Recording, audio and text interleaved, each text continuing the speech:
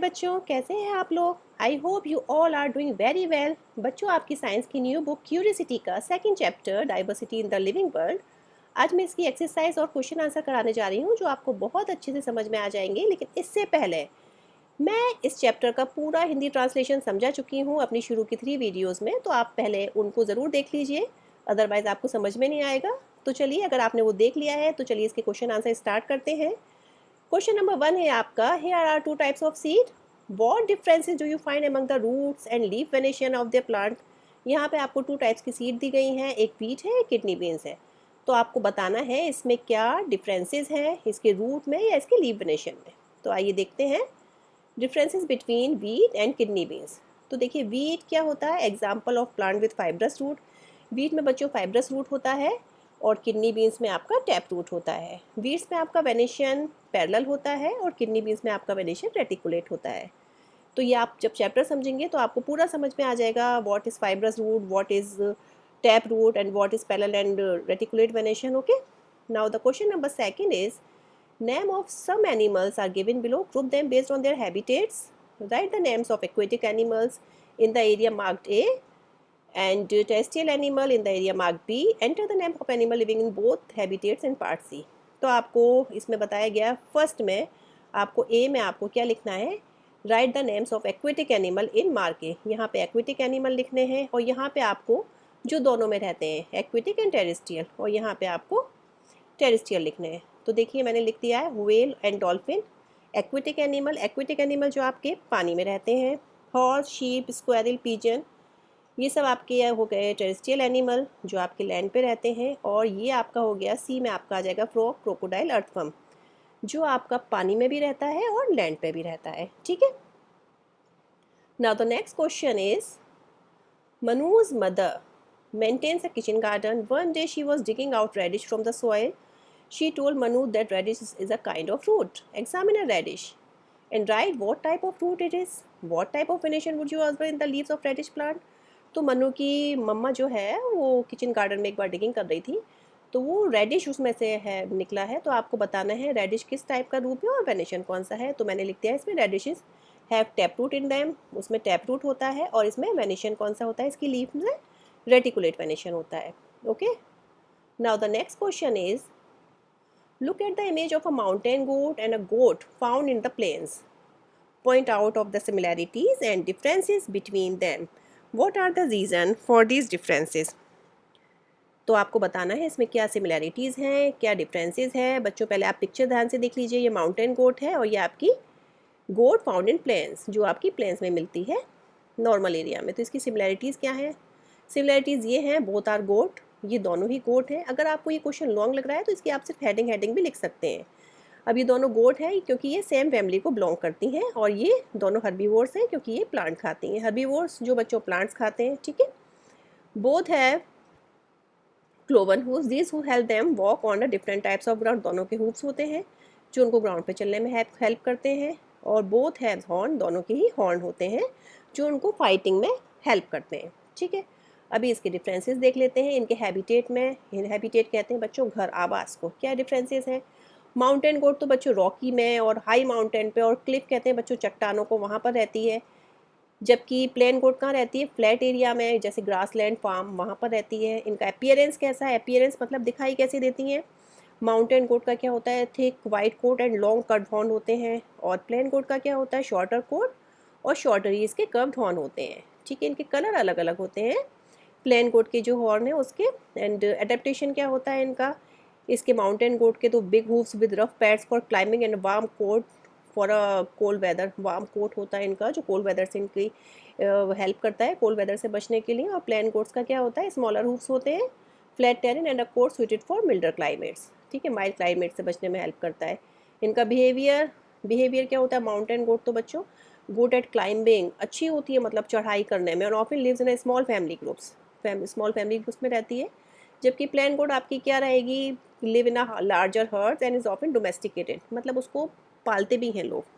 ठीक है, now the next question is, group the following animals into 2 groups based on any feature other than those discussed in the chapter: cow, cockroach, pigeon, bat, tortoise, whale, fish, grasshopper and lizard. इनको आपको दो group में divide करना है, जो कि chapter में आपको नहीं बताया गया है।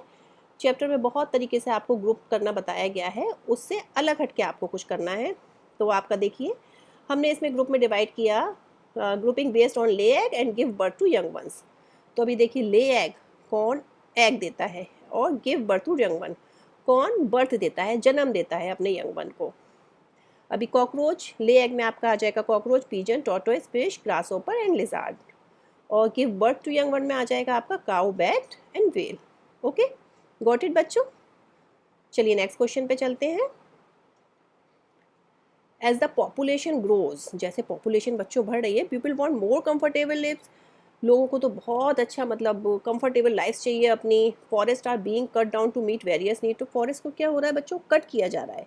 ह्यूमन बीइंग क्या है, अपनी नीड्स के लिए फॉरेस्ट को कट कर रहे हैं। How can this effect our surrounding. तो ये हमारी सराउंडिंग पर कैसे इफेक्ट कर रहा है। How do you think we can address this challenge. तो हम इससे कैसे बच सकते हैं। तो चलिए लिख देते हैं, effect of cutting down forest, इसका क्या क्या इफेक्ट पड़ रहा है। अगर ये क्वेश्चन भी आपको लेंदी लग रहा है तो सिर्फ आप इसकी हेडिंग भी लिख सकते हैं। ओके, तो मैंने इसको डीपली बताया है।